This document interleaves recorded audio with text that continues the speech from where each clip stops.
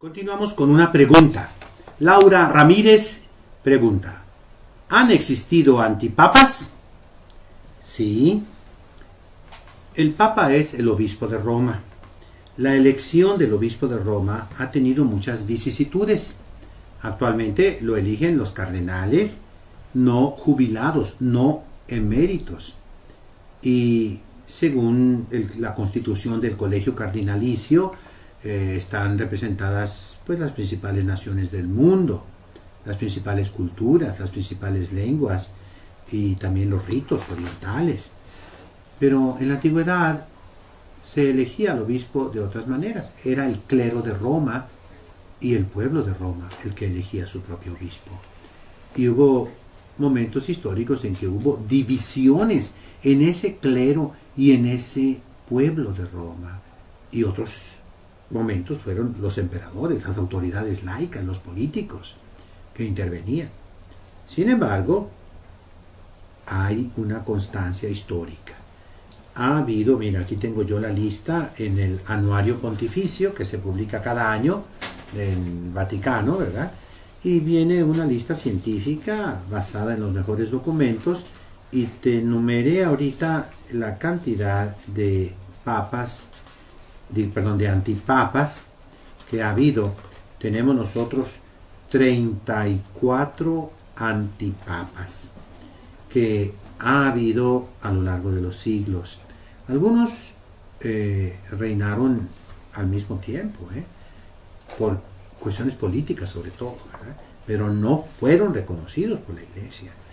Y comenzamos con San Hipólito, fíjate, es un santo, ¿Cómo que fue antipapa? Sí, se rebeló contra el Papa, pero después murió mártir por la fe de Cristo y arrepentido. El año 217 fue Papa él, según él, ¿verdad? Contra San Calixto primero, santos los dos. Luego tenemos un hereje, Novaciano, el año 251. Félix II, el año 355. Luego Ursino en tiempos de San Dámaso, 366. Eulalio, el año 418. Dioscoro, Lorenzo, Dioscoro, Teodoro, Pascual, y así sigue la lista. Uno de los más famosos antipapas que podemos nosotros llamar es durante el cisma de Occidente, que estamos hablando nosotros en los años de 1000 al 1150, ¿verdad? Y hubo un momento en que había 4, según eso, papas, ¿verdad? Y intervino el emperador por presión de todos los católicos del mundo, ponga orden, ¿no? Y hay un verso que los que estudian historia eclesiástica se acuerdan, dice: una tsunamitis nupsit quatuor nupsit tribus maritis. Una tsunamitis, una mujer buena, la Iglesia, se casó con 3 maridos, ¿no? Imperator Enrique solve connubium triforme dubium. Oh emperador Enrique, resuelve esta duda, este connubio triple, ¿verdad?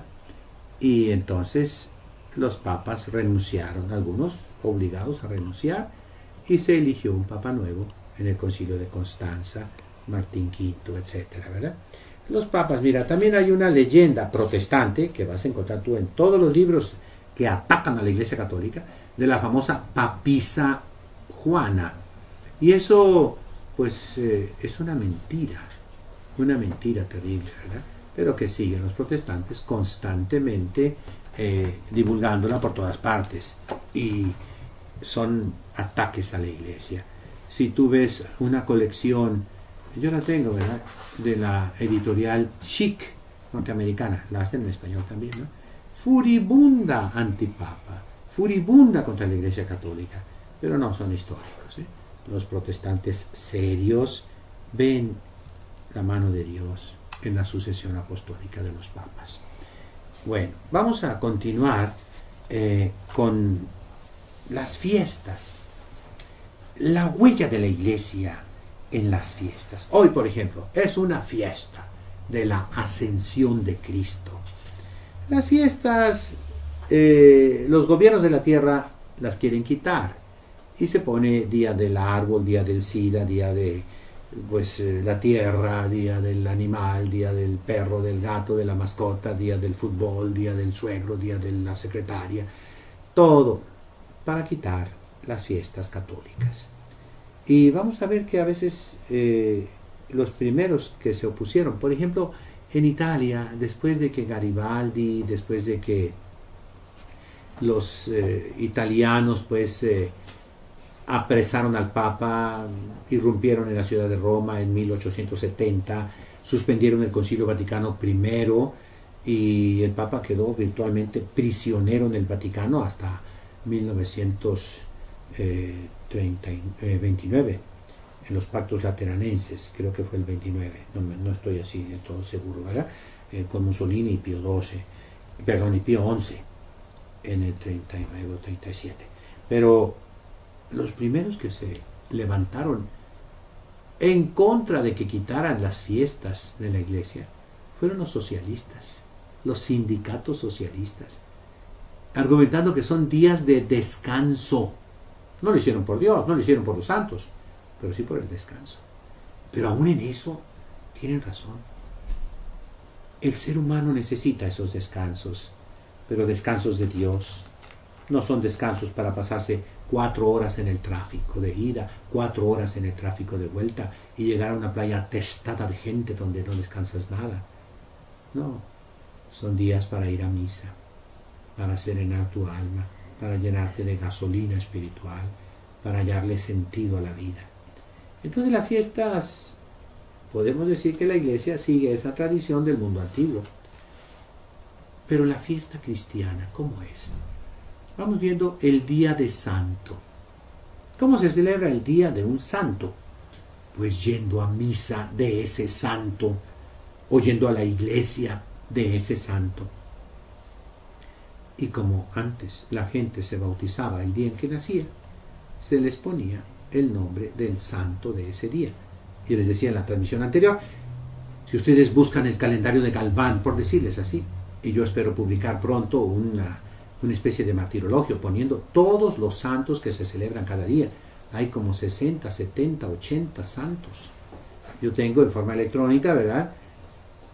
Acta Sanctorum. Son cerca de 60 volúmenes enormes en latín de todos los santos que se celebran cada día del año. Y son cientos, miles. De ahí se puede escoger un nombre para tus hijos. Espero poderlo publicar, ¿verdad? Piden a Dios que me dé fuerzas y también centavos para esas cosas.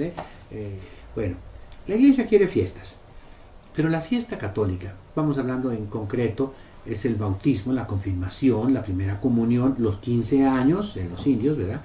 Y los que siguen la tradición de los indios, y los matrimonios, ¿verdad? Hasta los funerales son fiestas, los aniversarios de matrimonio. Todo eso con los días de santo, y muchas personas tienen muchos nombres, muchos santos, patronos, entonces son varias fiestas al año, aparte del cumpleaños. Entonces la iglesia siempre ha querido la alegría. Bueno, la fiesta cristiana comienza con la Santa Misa y luego sigue el desayuno, el almuerzo. Recuerden ustedes que las misas antes eran en la mañana únicamente, de manera que no había los excesos que hay ahora. Hoy los protestantes, por ejemplo, en la Arena 72, esos grupos que se han separado de la Iglesia Católica, ¿cómo nos designan? Con mucho respeto, a nosotros los católicos. Yo me refiero a la Arena 72 porque me lo refirió una persona muy atenta, que yo respeto mucho a esa persona, ¿verdad? No la apruebo, pero la respeto. Y esa persona me dijo, mire padre, me dice padre por cierto, ¿no? Nosotros a ustedes los católicos les decimos los mundanos. Y pregunto a los católicos que me están oyendo, a los seminaristas que me están oyendo, a los sacerdotes y monjitas que me están oyendo, ¿tienen o no tienen razón en decirnos mundanos? El sacerdote se viste como un mundano, no usa la sotana. La religiosa tampoco se pone el hábito, el velo. Los laicos católicos, ¿cómo se sabe que son católicos? Por las borracheras. Cuando hay unos 15 años, lo sabe todo el vecindario, pero lo sabe hasta las 3 de la madrugada todavía. Y las borracheras de los matrimonios, y las pachangas terribles. Entonces, eso no existía antes. ¿Cuándo antes? En los años 50 no existía eso. ¿Por qué? Porque las misas eran en la mañana. De modo que después de la boda venía el desayuno, el almuerzo, la merienda, el banquetazo de mediodía, la meriendita de la tarde a las 4, la cena de gala todavía. Y ya después de cena ya se iban todos a sus casas tranquilamente. Había baile, sí, pero era en el día. Vean ustedes las bodas de Camacho en el Quijote. Y duraban 8 días las bodas, pero honestas, buenas bodas. Mis abuelos, por parte de mi padre, se casaron y la fiesta duró 8 días en las haciendas antiguas. Pero eran honestas, fiestas honestas, fiestas cristianas. Claro, yo no digo que fueran perfectos, pero la iglesia vigilaba, ¿verdad? La palabra feria, fíjense, los días que no son festivos se llaman días feriados en la liturgia. Y en Portugal, en Brasil, todavía lunes, martes, miércoles, jueves, viernes, sábado, tienen nombres cristianos. Domingo, feria secunda es el lunes, feria tercia, cuarta, quinta, feria sexta es el viernes y el sábado.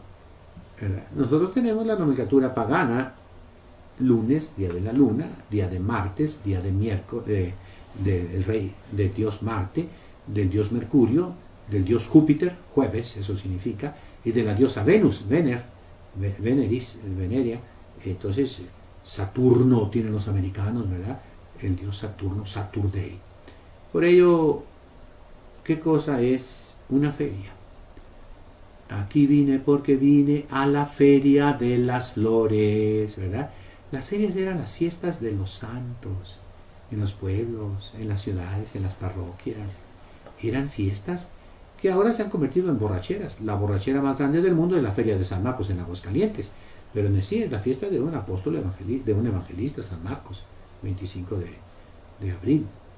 Y esas ferias las instituyó la iglesia, pero los cristianos malos se han echado a perder y echaron a perder todo, ¿verdad? Pero otra fiesta que también se echó a perder, el carnaval. ¿Qué cosa es? Miren, la cuaresma, la iglesia la prepara en el rito tradicional, aquí la vivimos este año, con la 70ª, 60ª, 50ª, hasta llegar a la 40ª. Significa 70 días antes, 60 días antes, 50 días antes, la iglesia ya usa el color morado. Y primero la gente deja de comer huevos, luego deja de comer leche, y ya en la cuaresma, el martes antes del miércoles de ceniza, es el último día, martes grosso, martes graso, mardi gras, en que se puede comer carne. Al día siguiente comenzaba el ayuno largo como la cuaresma, en que no se comía ni queso, ni leche, ni mantequilla, ni huevos, ni pollo, ni carne, ni grasa, ni manteca, solamente pescado. Y acuérdense, los mariscos nadie los comía. Todavía hoy la gente decente, óigame bien, no se me enojen, no debe comer mariscos. Si acaso tortitas de camarón allá de vez en cuando, porque son afrodisíacos. Toda la gente marisquera, pues es gente sexual, gente que quiere excitar esas cosas, Y eso siempre fue visto así por las familias decentes, ¿verdad? Más aún el camarón, todavía a mí me decían gente de Sonora, ¿verdad? De Guaymas, que lo tiraban. Todavía hará unos 60 años, 70 años, el camarón no se comerciaba como ahora se comercia, ¿verdad? Claro que se puede comer con medida, pero una persona que lo toma como hábito y lo toma como un afrodisíaco, es decir, para excitar sus instintos, pues hace mal. Entonces la iglesia en la cuaresma, pues dejaba las carnes. Levar es quitar, carnaval, o decir vale, vale es adiós, ¿no? Y también se llama carnestolendas, el verbo tolere, fero, fers, tuli, latum, tolo, tolis, tolere, significa quitar huevos, leche, queso, manteca, carne, durante la cuaresma. De ahí viene también el nombre de cuarentena. Un médico te pone en cuarentena contra una enfermedad contagiosa. Porque en Cuaresma los penitentes no iban a los baños públicos, no se cortaban la barba, andaban descalzos los 40 días, guardaban silencio lo más que podían y no vivían con sus familias, sino que hacían penitencia durmiendo en el suelo. Y eso es la cuarentena en origen. Esa palabra pasó a la terminología médica de nuestra cultura, ¿verdad? Vamos a suspender un momento para responder algunas preguntas que nos siguen llegando. Nos pregunta Laura Ramírez. Nos dice: le comenté a mi hija que los gobiernos de la tierra separan para todo a Dios. Lo quitan de la escuela, del trabajo, etc. Sin embargo, las vacaciones de Navidad son gracias al nacimiento del niño Jesús. La Semana Santa por el sufrimiento de Jesús.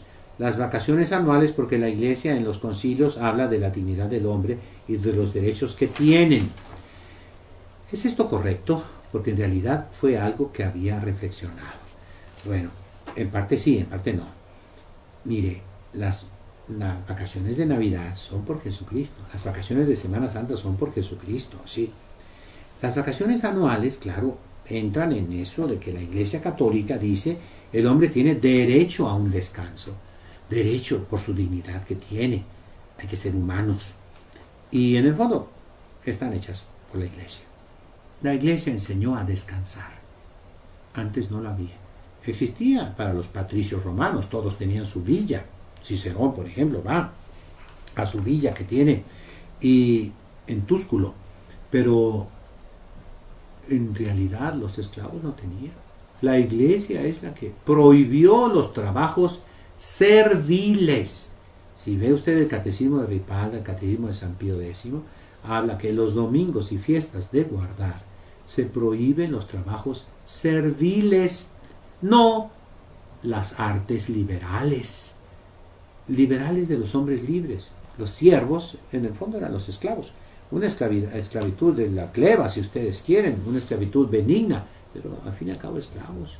El domingo todos eran iguales, los libres y los esclavos, ¿no? Por ello es exactamente lo que acabo de decir hace un momento. Le agradezco su comentario. Jorge Guzmán. Hola, espero que estén bien. Gracias por todo. Saludos a Monseñor, que Dios lo bendiga. Enviado desde mi iPod. Hombre, gracias que nos estás oyendo donde quiera que andes, Jorge Guzmán. Y pues pide a Dios que hagamos mucho bien con este programa. Francisco Montoya, del fraccionamiento Hacienda Lindavista. ¿Cuántas coronas, coronillas y rosarios están aprobados por la Iglesia? Uy. Mira, me pones en un aprieto. No tengo aquí en este momento el ritual romano en latín, pero tiene muchísimas, Bueno, no muchísimas, son varias.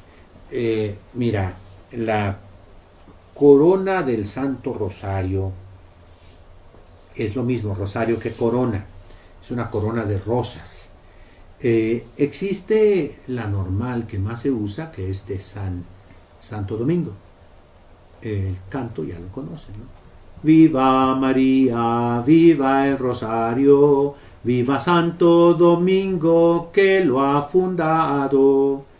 Bueno, ese mismo canto, las madres carmelitas, si me están oyendo, se van a enojar, pero ellas dicen: viva María, viva el escapulario y viva Santa Teresa, ¿verdad? La Virgen, etcétera, ¿no? Pero la corona de rosario existe también entre los franciscanos y es diferente. Es de 7 misterios, de 7 Aves Marías cada uno. ¿Lo quieres ver? Ve al internet y busca el escudo de la ciudad de Los Ángeles, California, que fundaron los franciscanos. Ahí está el rosario alrededor del escudo de la ciudad y tiene 7 misterios con 7 Aves Marías cada uno. Y esa es la corona de rosario de los franciscanos, ¿no? Y están aprobadas por la Iglesia, claro está, ¿verdad? Entonces, eso es la respuesta. Pero también ahora está el Rosario de la Misericordia de Santa Faustina Kowalska, y ahí también encontramos nosotros una imitación del Rosario. El Papa Juan Pablo II aumentó 5 misterios más al Rosario de San Benito, los misterios de la luz, que son la vida activa de Jesucristo, nuestro Señor. Y todo eso, pues puede decir que es otro rosario más. En sí, mira, te voy a ver, fíjate, lo que tiene el ritual romano. Si están en televisión, pueden ver, es la última edición que se usaba aquí en Tijuana, porque la comprábamos al otro lado, la compraban al otro lado, ¿verdad? Esta es de 1944 y aquí viene algunas cosas que se refieren a nuestra tierra fronteriza, que era más americana que mexicana, aunque no nos guste en aquellos tiempos, ¿verdad? Entonces tenemos, fíjate, una que es la corona de Cristo para los agonizantes. Es una corona también. Luego, la corona del Santísimo Rosario de la Virgen. Y luego también tiene otra corona de los 7 dolores. La corona de Santa Brígida. La corona de San José. La corona de la preciosísima sangre de Cristo. La corona de la Santísima Trinidad. Te voy a leer, por ejemplo, la corona de Santa Brígida. 552 en la página del ritual, que todos los sacerdotes lo tenían y que ahorita tristemente ya nadie tiene un ritual completo. Hay rituales parciales, pero completos no hay. Todavía es hora que no sale, después de más de 60 años, de 50 años, perdón, en que debía de haber salido, pero pues no se tiene. En cambio, en el rito que tenemos aquí está completo, ¿verdad? Y entonces la corona de Santa Brígida propia del Orden del Santísimo Salvador, ¿verdad? Entonces, allí es una corona de un rosario. Luego te voy a decir otras más todavía. Esto es las coronas. Vamos a ver de los rosarios. Fíjate, no, nada más es eso. Entonces tenemos, fíjate, 1, 2, 3, 4, 5, 6, 7, 8 diferentes coronas que vienen en el ritual. Este es el 1944. Puede ser que en el tiempo ya se hayan aprobado otras. Sin embargo, pues la fundamental es la del Santo Rosario de Santo Domingo, que es la que la Iglesia Universal ha tomado más a pecho que las otras, ¿verdad? Bueno, entonces respondo a Francisco Montoya. Muchas gracias por tu pregunta. Otra pregunta. Otra vez Laura Ramírez. Hombre, qué bueno que estás aquí atenta, ¿verdad? ¿Se puede cambiar la sotana por el traje o ropa normal con el uso del clergyman? Sí se puede, lógicamente. Lo que se hace, se puede, ¿verdad? Que esté bien hecho, pues no tanto. Mira, el Código de Derecho Canónico habla de hábito clerical. Y un hábito no es un clergyman, por más que le queramos forzar la significación, ¿verdad? Existe en castellano la palabra hábito, que es como debe traducirse. Traje, pues ya sabemos que hay trajes de baño, traje de trabajo, traje de deporte y traje clerical, si quieren llamarle así, al clergyman. No se compara con la vestidura talar, con la sotana de sacerdote, que es realmente la que más representa a Jesucristo. El clergyman es un invento norteamericano que se adoptó por la comodidad, pero entra dentro de lo que la Santa Sede un poquito dijo, la falta de sacrificio. Traer sotana es sacrificio, ciertamente sí. Y el clergyman, pues es más estilo protestante.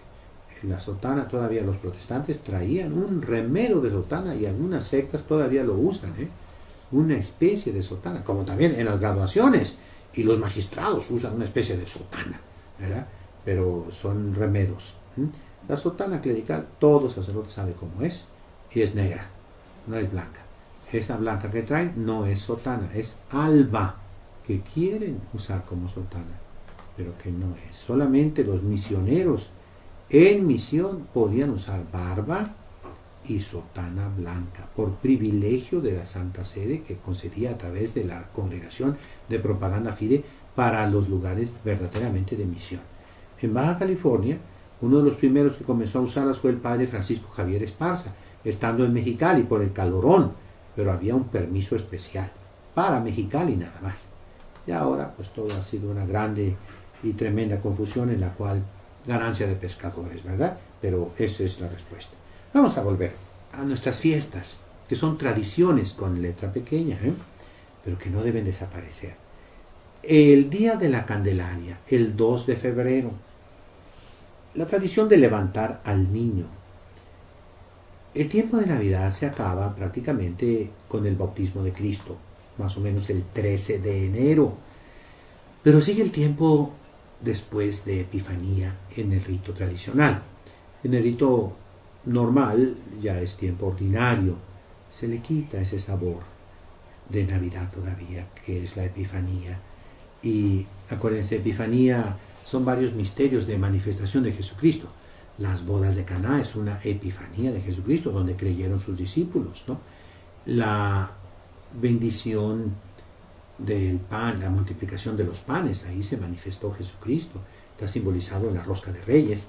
El primer milagro de Cristo, la conversión del agua en vino, está simbolizado en que el día 6 de enero se bendicen las casas de familia, de matrimonios. Yo recuerdo allá en Roma, íbamos a bendecir, pues me tocó una vez nada más, edificios de 10 pisos, ¿verdad? Ya te imaginas cómo, pero toda la gente abría la puerta y bendecíamos las casas, así ya cansadísimos, no había elevadores a veces, ¿no?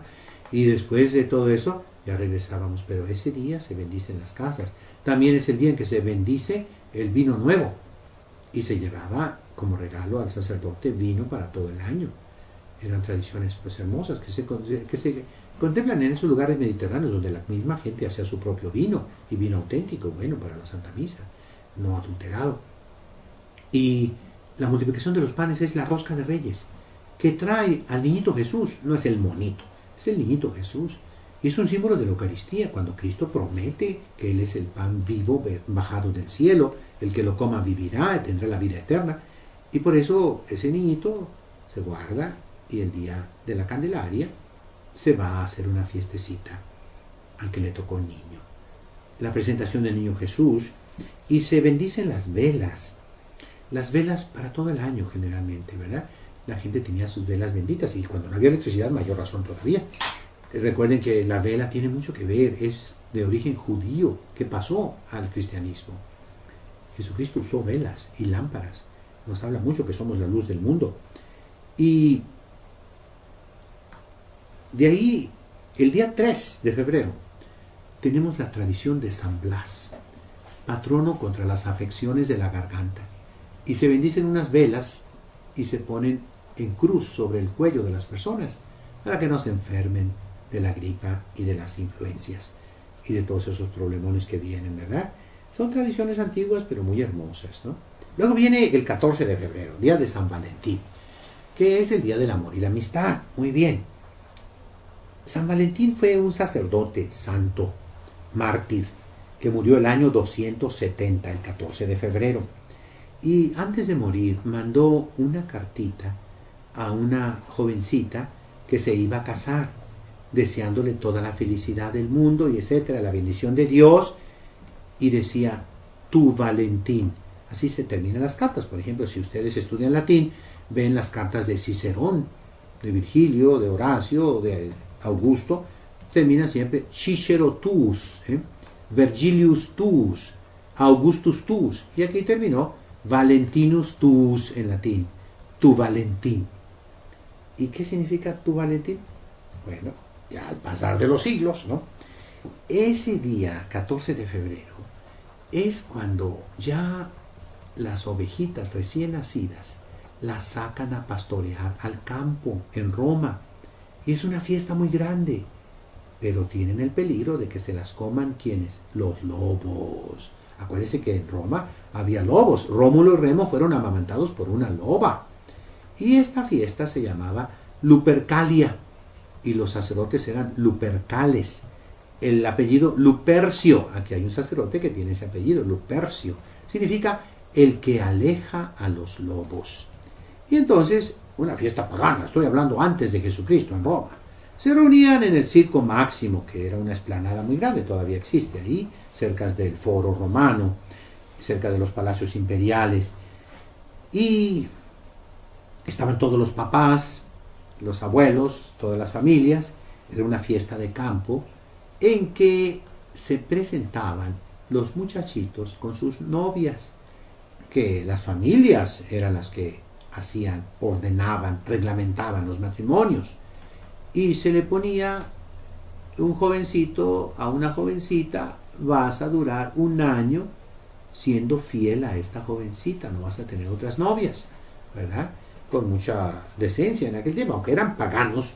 Yo creo que hoy estamos peor que en aquellos tiempos, ¿no? Y después se hacía la fiesta. Los jovencitos se vestían de lobos y las muchachitas se ponían una piel de oveja, se vestían de ovejitas. Y era correr y correr alrededor, y la gente grande le echaba agua a los lobos, a los hombres, ¿no? Dice que para defender a las borreguitas, ¿no? Y era una fiesta, pues, terrible, maravillosa, todo lo que tú quieras. Pero era pagana. El cristianismo la transformó con San Valentín. Y entonces le dio el sentido cristiano, del noviazgo cristiano. Y por eso es el origen de la fiesta del amor y la amistad, ¿verdad? El huevo de Pascua, ya hemos hablado mucho. En Pascua, piensen ustedes, 40 días en que no habían comido carne, ni manteca, ni queso, ni mantequilla, ni leche. Finalmente, el día de Pascua se podía comer, pero mucha gente pobre, pues ni para eso alcanzaba, ¿eh? La frase aquella que decían que el Papa Pío XII permitió que en México se pudiera comer carne los viernes, porque en México en aquel tiempo, ya ha habido las declaraciones que México ya no es pobre y después que siempre sí somos pobres, total. El dicho era, en México comer carne no es pecado, es milagro. Entonces lo que se comía eran huevos, los huevos como quiera. Huevos cocidos, hagan de cuenta que los enlatan, se pueden conservar mucho tiempo, y los pintaban y los escondían en el jardín para que los niños los encontraran, y era una golosina. A mí nunca pues yo lo veía algo muy raro, pero recuerdo en Alemania una vez que vi los chamacos con su huevo cocido comiéndoselo a gusto, así, sin sal, sin limón. Bueno, pero se lo comían, pues traían hambre, ¿verdad? Y después hasta yo me acostumbré a hacerlo. Ya en Roma ya los desayunos son miserables, Los que vayan a Roma, los que han ido, ¿verdad? Allá la colazione famosa, el famoso desayuno continental que le llaman, es una pieza de pan y un café y ya. Entonces es ayuno más que desayuno. Nosotros acá, nuestros desayunos, chilaquiles, huevo, un bistec, sus frijoles y tortillas y después esto y lo otro. No, hombre, qué bárbaros, ¿no? Entonces, el huevo de Pascua, ¿por qué se usa? Primero lo usaban los judíos, y en la cena de Pascua les explicaba yo el Jueves Santo que también los judíos, ellos comen un huevo, un pedacito de carne con hueso, las hierbas amargas, una salsa amarga y una salsa dulce.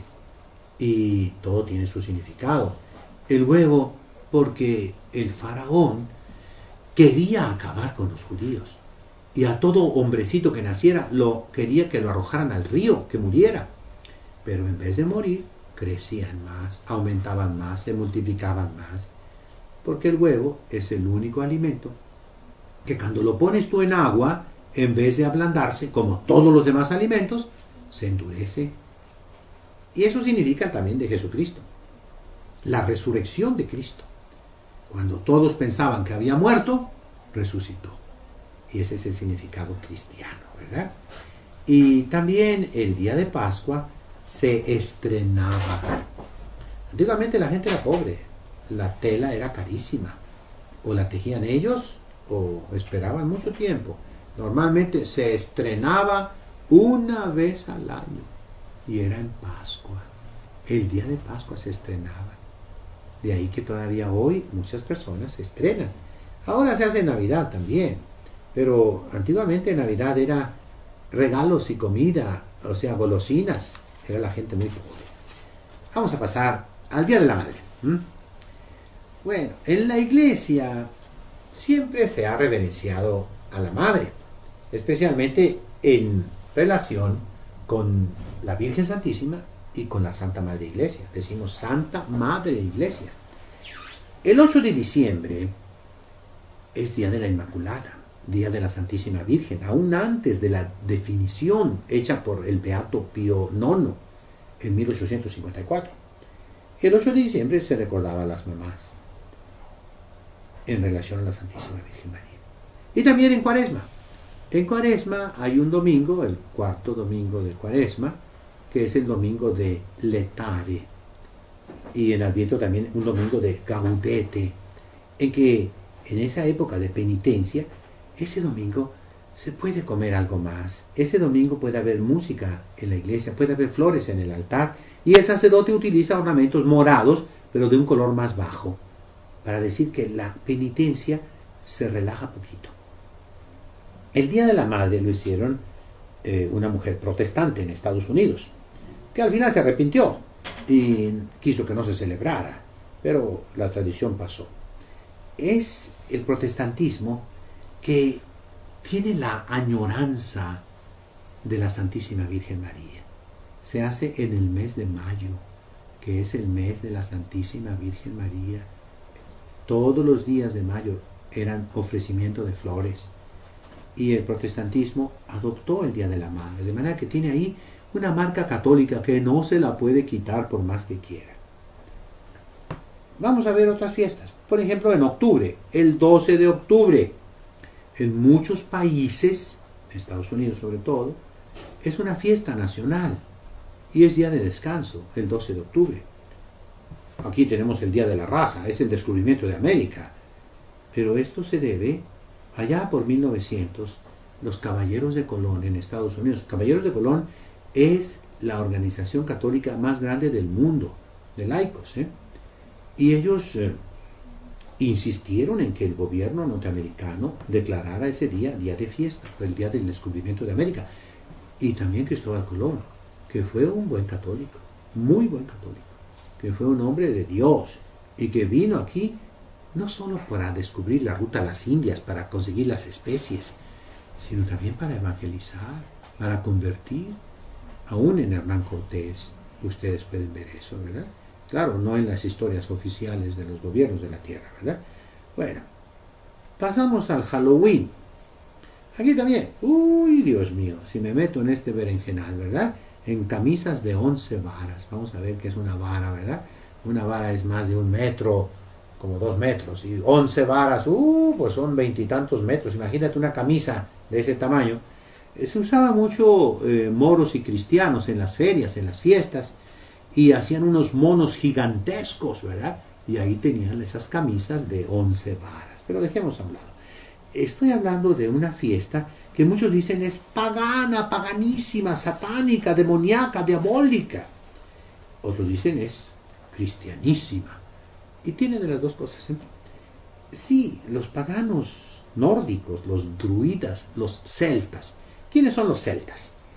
Es la población de Europa, los galos, los celtas, que ahora les llamamos gallegos o portugueses, Portugal, ¿verdad? Escoceses, el príncipe de Gales, son los irlandeses, son esa raza que fue, pudiéramos decir así, no expulsada totalmente, pero sí vencida por las razas germánicas, los francos, por ejemplo, los visigodos, los alanos, los suevos, los vándalos, ¿no? Los dominaron, pero quedó en Portugal, en Galicia, en Bretaña, en Gran Bretaña, en Wales, en Gales, ¿no?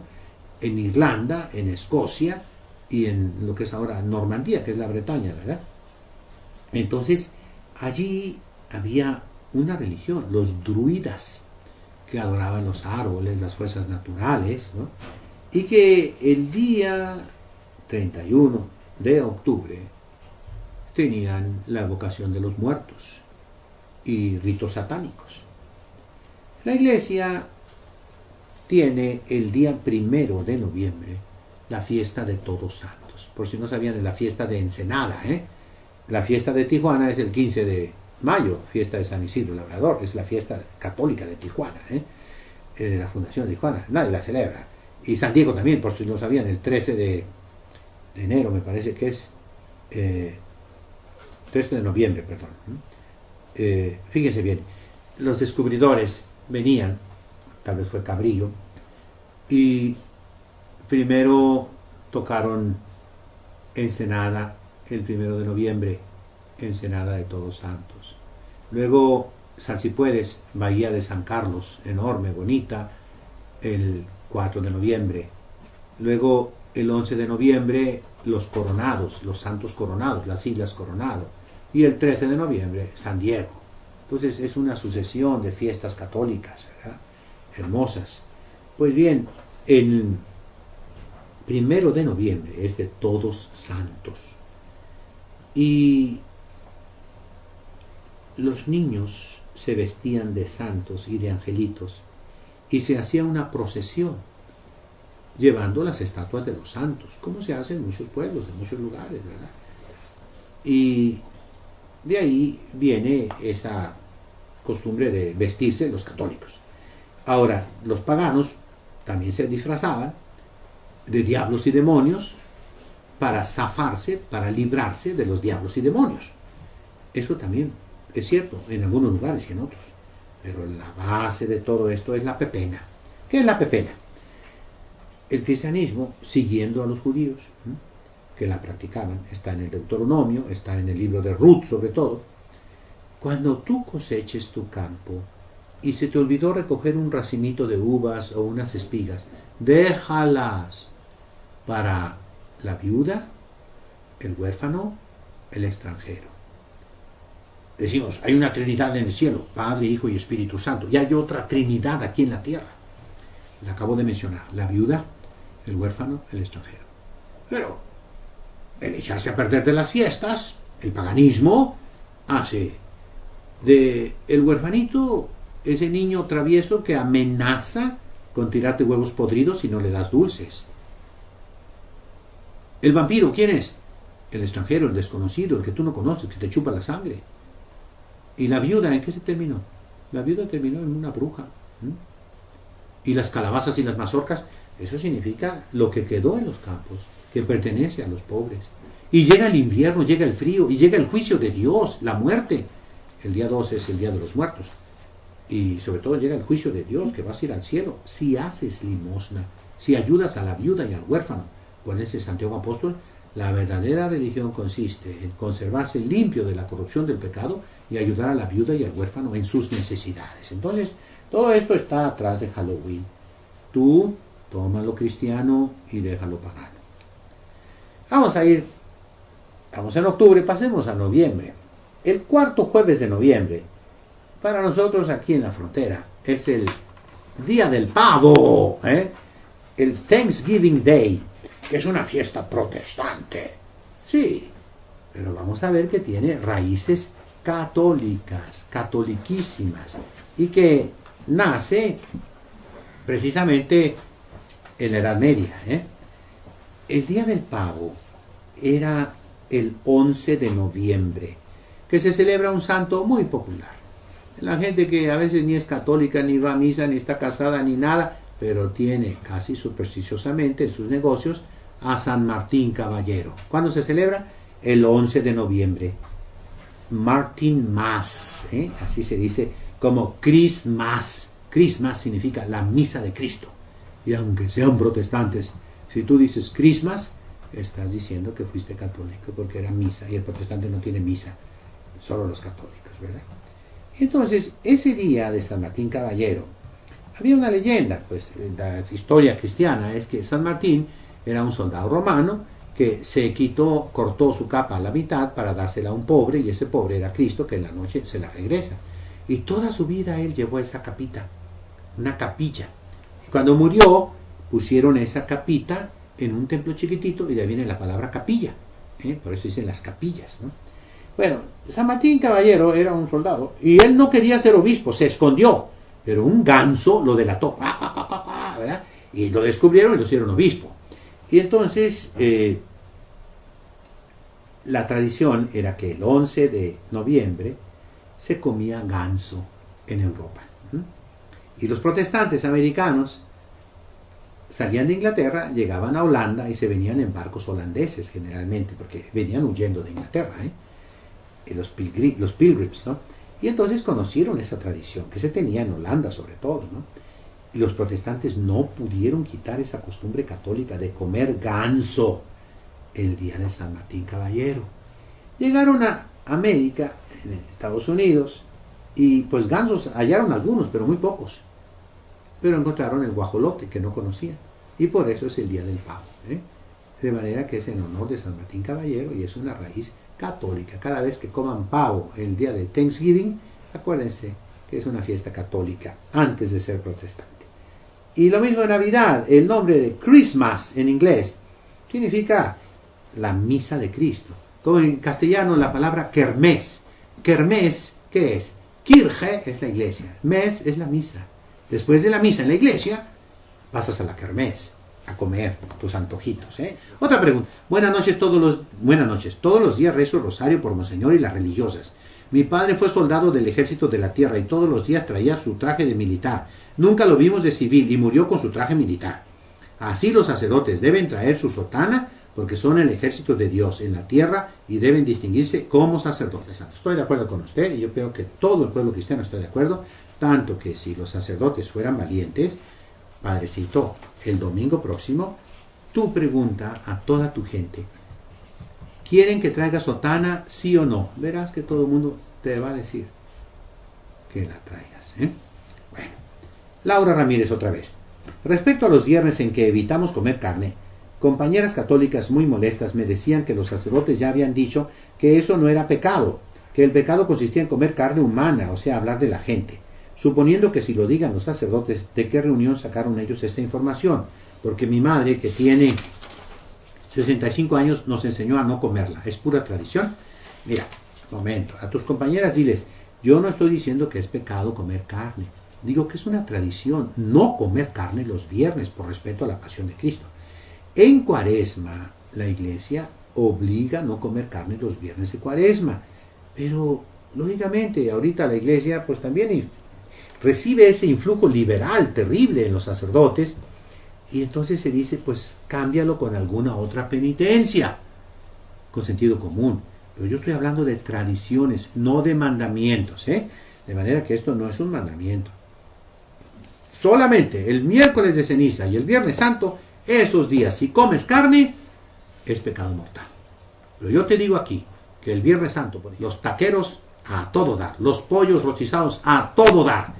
¿Cuáles católicos, verdad? Por eso la iglesia debe insistir todos los viernes para que cuando llegue el viernes santo no coman carne. Tristemente nadie lo obedece y los sacerdotes no tienen ningún interés en conservar algo que pueden destruir y que van a seguir destruyendo, pues si no tienen ellos este amor a la iglesia, las tradiciones de la iglesia. Continuamos nuestro tema acerca de las costumbres cristianas, costumbres pequeñas, las tradiciones católicas. Y con el árbol de Navidad, ya muchas veces hemos hablado que tiene un origen cristiano. Sin embargo, yo les he repetido mucho que el árbol de Navidad, tristemente, se está convirtiendo en un sustituto del nacimiento. Ha desplazado al niño Jesús. Todo el mundo quiere el árbol, quiere Santo Claus, quiere los trineos, los venados, quiere todo el alboroto de Navidad, pero sin el niño Jesús, sin la Santísima Virgen, sin San José. Eso es muy malo, pero el abuso no quita el uso. ¿Cuál es el significado del árbol de Navidad? En primer lugar, es un triángulo de velas que antiguamente se usaba para los oficios. Queda una reliquia todavía en el rito tridentino, nosotros aquí lo hacemos, el triduo sacro. Jueves, viernes y sábado santo se usa un triángulo grande, alto, con velas en el oficio de tinieblas. Los nocturnos son la oración que la iglesia hacía durante toda la noche y la siguen haciendo muchas comunidades religiosas. Se levantan en la noche individualmente a rezar, hacen las vigilias, con una comparación de los soldados. Entre los militares hay centinelas. Antiguamente se cambiaban cada 3 horas, a veces cada hora. Y ese cambio de guardia, el rey David lo pone como un ejemplo. Dice él, septem in die laudes dixit tibi. 7 veces durante el día te alabé y 7 veces en la noche. Los rabinos, al inicio del Talmud de Babilonia, si ustedes algún día tienen esa oportunidad de verlo, ahí hay muchísimas noticias y documentos interesantísimos para el cristianismo. Hablan de que el rey David tenía suspendida sobre su cama una arpa, un instrumento musical que a medianoche exacta sonaba por el Espíritu de Dios y él se levantaba y comenzaba a cantar los nocturnos. Entonces, ese triángulo se conserva todavía en el rito tridentino. Acuérdense que la costumbre cristiana siempre es ir a misa todos los días, comulgar todos los días. Ese es el católico fervoroso, el que hace un campito para Dios nuestro Señor. Pero el Jueves Santo no hay misa en la mañana. El Viernes Santo no hay misa en todo el día. El Sábado Santo es alitúrgico, no existe la Santa Misa. Por ello se hace este equivalente. Jueves, Viernes y Sábado Santo, a la hora de la misa matutina, se cantan los nocturnos, 3 nocturnos, 9 salmos, y luego los laudes, 5 salmos, y el cántico Benedictus.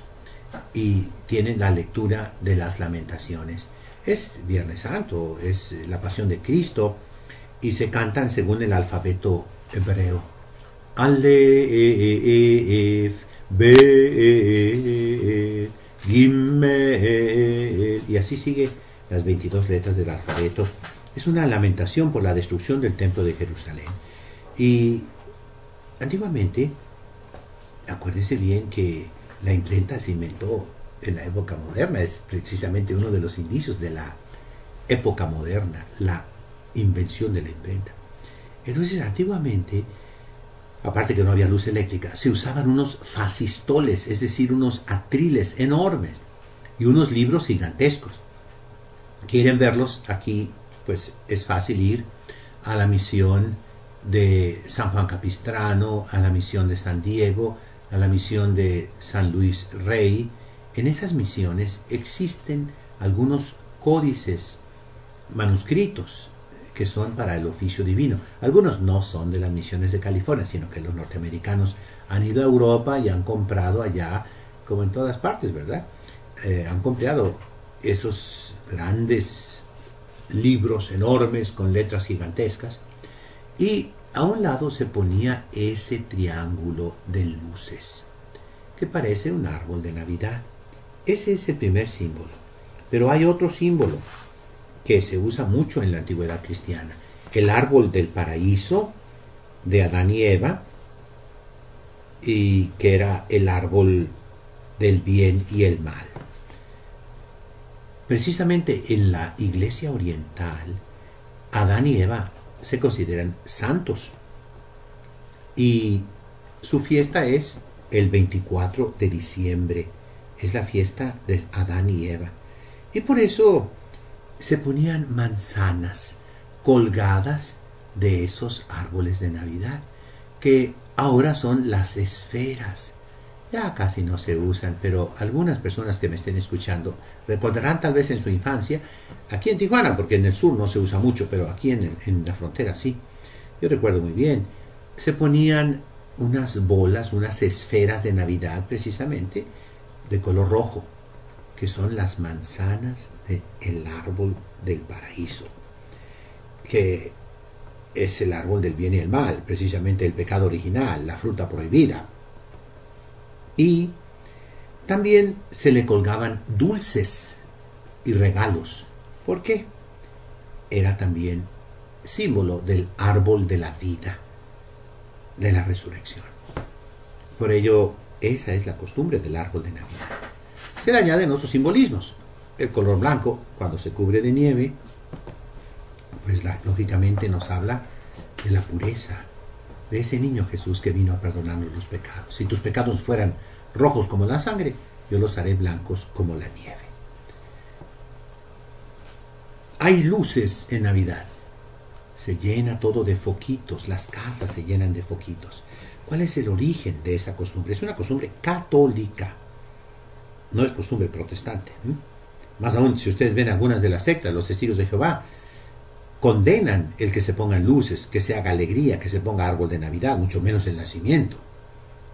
No, viene de los católicos, y precisamente de Irlanda.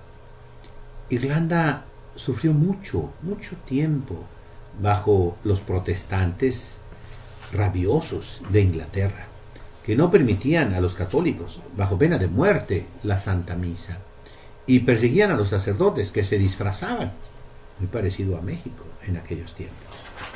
Y entonces la gente ponía luces, es decir, velas en las ventanas para indicarles a los sacerdotes que esa casa estaba libre, que ahí podía entrar y celebrar la misa, que ahí no había ningún traidor. Y los sacerdotes acudían, celebraban la Santa Misa a escondidas. Los policías, los perseguidores británicos preguntaban: ¿por qué ponen esas luces? Para que venga San José, la Virgen y el Niño Jesús y entren a nuestras casas. Esa era la respuesta. Y ellos decían: estos católicos supersticiosos. Pero el origen era otro.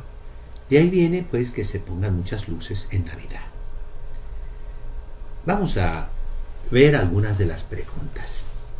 Alfredo, del programa anterior, dice: ¿es lo mismo fe que espiritualidad? Gracias, Alfredo, por tu pregunta. Mira, la fe es una virtud, es un hábito bueno. Espiritualidad es algo más general que una virtud. La espiritualidad contiene las virtudes, o sea, los hábitos buenos que son infusos y que son también nuestro esfuerzo.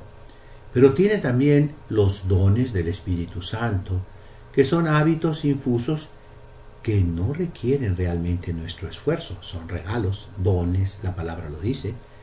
También la espiritualidad contiene los frutos del Espíritu Santo, que no son hábitos, son actos, diríamos, gracias actuales de Dios, pero que son sabrosas, dulces, que nos animan para seguir adelante en nuestra santificación, en nuestra identificación, mejor dicho, en nuestra transformación en Cristo, nuestra conformación a la vida de Cristo. Y también la espiritualidad, hablamos católica, contiene las bienaventuranzas, que son el heroísmo, la perfección, la felicidad que se puede tener aquí en la tierra, son precisamente la pobreza de espíritu, el ser limpios de corazón, el quedarnos a veces con ganas de justicia, el ser perseguidos, el ser calumniados. Yo les digo a todas las personas que han sido calumniadas: siéntanse felices. Dios pues tomará cuenta de la persona mala que les levantó esa calumnia, pero a ustedes Dios les está dando un anticipo del cielo. A él también lo calumniaron, de él también hablaron mal. Entonces son las virtudes, ya dijimos la vez pasada, son 7: fe, esperanza y caridad, justicia, prudencia, templanza y fortaleza. Luego los dones del Espíritu Santo, que son 7: la sabiduría, el entendimiento, la ciencia, el temor de Dios, la fortaleza. Y tenemos nosotros esos dones del Espíritu Santo, dijimos que son hábitos constantes. Los frutos del Espíritu Santo son 12, las bienaventuranzas son 8. Es una manera de hablar, todo un organismo espiritual que tenemos todos, es un organismo sobrenatural. Espiritualidad es una palabra muy amplia, muy general. También los musulmanes tienen espiritualidad, los judíos tienen espiritualidad. Todo hombre recto tiene una vida espiritual. En el fondo es la vida intelectual, el dejarse gobernar por la razón, el seguir la conciencia, una conciencia recta, bien formada. Y podemos hablar de un chino, de un hinduista, de un budista, que tienen vida espiritual. Pero nosotros los cristianos la llamamos vida sobrenatural. Ese es el nombre más correcto. Y la fe forma una parte de esa vida sobrenatural. Gracias, Alfredo. Ahora, un estudiante de primaria nos pregunta: ¿qué fue de Judas Tadeo? Se dice que fue primo de nuestro Señor Jesucristo. ¿Qué hay de eso? Gracias, monseñor. Me gusta escucharlo. Bueno, si me estás escuchando, querido estudiante de primaria, San Judas Tadeo se nos dice que cuando nuestro Señor Jesucristo subió a los cielos, después mandó, este domingo se celebra Pentecostés, mandó al Espíritu Santo, a su propio Espíritu, sobre la Iglesia, sobre los apóstoles reunidos alrededor de la Santísima Virgen María. Y es precisamente este domingo de Pentecostés, lo repito, que conmemoramos esa venida del Espíritu Santo. Entonces, después los apóstoles se dispersaron y a cada uno de ellos le tocó una región del mundo conocido. Fueron hasta los confines de la tierra conocida. A San Judas Tadeo le tocó la Escicia y la Tracia, es decir, lo que ahora sería Yugoslavia, Rumanía, Bulgaria, lo que fuera Ucrania, el sur de Rusia, y él cumplió, predicó el Santo Evangelio y después murió mártir. Esa es la historia. Hay algunos hechos de los apóstoles apócrifos que nos hablan, pero con mucha fantasía. En alguna ocasión tocaremos ese punto. Otra pregunta. Ana Cecilia, ¿por qué hay sectas en todas partes? Respuesta de Monseñor Puente, Ana Cecilia. Es un castigo muy merecido que tenemos los católicos. Todas las sectas vienen de la Iglesia Católica. Todos ellos fueron primero católicos, de ese único rebaño que fundó nuestro Señor Jesucristo y que quiere Él que vuelva a ser un solo rebaño bajo un solo pastor. Pero las sectas vienen de la soberbia humana, de no querer obedecer. La obediencia, Ana Cecilia, es humildad, es fe. Yo creo que mis legítimos pastores tienen autoridad sobre mí y me voy a someter.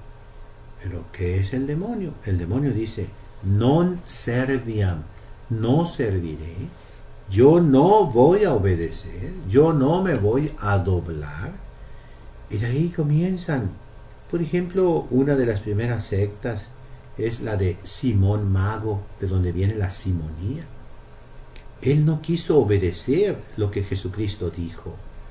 Gratis habéis recibido, dad todo gratuitamente. No, él quiso comprar ese poder para usarlo en provecho propio. Y esa es una de las primeras sectas que está en la Sagrada Escritura. Están los nicolaitas, que eran personas impuras, deshonestas, que no querían obedecer a la iglesia, que exigía la pureza, la castidad. Luego vemos en el Apocalipsis cómo muchas iglesias perdieron el fervor inicial, se hicieron tibias, ni frías ni calientes. Y dice Jesucristo, te vomitaré de mi boca. Y ya pasando a la época apostólica, encontramos cómo la iglesia siempre tuvo miembros débiles. Acuérdense la distinción que siempre debemos tener en mente. La iglesia como maestra nunca se ha equivocado. Su doctrina es inmaculada, limpia, lineal. Jamás ha tolerado el error. Jamás lo ha tolerado. Pero, como madre, la iglesia recibe pecadores. Y dentro de ella hay muchísimas personas que están, pues, lejos de Dios y cerca de la iglesia, si se pudiera hablar de ese modo, ¿verdad? Y entonces la iglesia como madre es tolerante, espera con paciencia inmensa, como la paciencia de Dios, el momento de la conversión. Y por ello ha habido tantas sectas. También existen enemigos de Jesucristo que fabrican sectas, producen sectas, inducen a la división, hacen la obra del demonio, quieren destruir la única cosa por la cual Jesucristo vino a este mundo. ¿A qué vino Jesucristo? A fundar la Iglesia Católica. Esa es la obra de Jesucristo. Y ellos, odiando a Jesucristo, odian a la Iglesia. Entonces, ese es el origen de tanta secta que hay ahora. Eso no quita nuestra pereza, nuestra flojera. Antiguamente, si vemos la biografía de los grandes santos, de los padres de la iglesia, sacerdotes y obispos en especial, lucharon contra la herejía y escribieron muchísimo. Las herejías, las sectas, los errores fueron una causa providencial para que se desarrollara más la doctrina cristiana, respondiendo a esas necesidades, diríamos hoy. Antes decíamos ataques, pero es lo mismo. Y por ello, pues es una exhortación a que los sacerdotes se hagan de nuevo apologetas, a que los seminaristas estudien a fondo lo que exige el Concilio Ecuménico Vaticano II, el hebreo, el latín, el griego, aparte de las otras lenguas, para poder ir a las fuentes y responder a esas necesidades. Dentro de 30 años el mundo va a ser más musulmán que ahora, muchísimo más, y nadie está estudiando el árabe, y nadie conoce el Corán, y nadie se está preparando en el Hadith para poder responder. Yo les doy una recomendación a los que tengan interés, por ejemplo, en el islamismo. En el internet pueden ver al padre Butros. Es un sacerdote copto, no es católico, no está unido con Roma, pero es un hombre muy instruido. El patriarca de la iglesia de Alejandría, copta, es un hombre que lucha y tiene muchísimos artículos en el internet contra los musulmanes, pero de una manera maravillosa, razonando, poniendo bien las cosas. Y si ustedes ven cualquier santo de los padres de la iglesia, ¿cómo tiene? Vamos a ver San Agustín, contra los maniqueos, él fue maniqueo, contra muchísimas otras sectas de aquellos tiempos, obras enteras, concilios y reuniones preocupados por las sectas. Esa es la verdadera pastoral. No es un contraataque, es una defensa maravillosa que explica la doctrina de la Iglesia Católica y explica también cada error. Hay un manual de los testigos de Jehová que usan ellos, ese no lo reparten, ese no lo venden, es casi secreto, ¿verdad? Pero se logra conseguir con centavitos, lógico, ¿no? Y ahí vienen todos los ataques, cómo hacerle para atacar a los católicos. Es nada más contra los católicos, no crean que los testigos de Jehová van contra otras sectas, también. En general dicen que sí, pero en el fondo el ataque es contra los católicos. Y ahí es una mina de oro para un sacerdote que diga, quiero responder a cada una de esas preguntas, a cada una de esas inquietudes, a cada uno de esos errores, de esas malas interpretaciones. Esa es la apologética. Voy a terminar pues pidiéndoles a todos que diario estudien el Catecismo de San Pío V. Buenas noches a todos.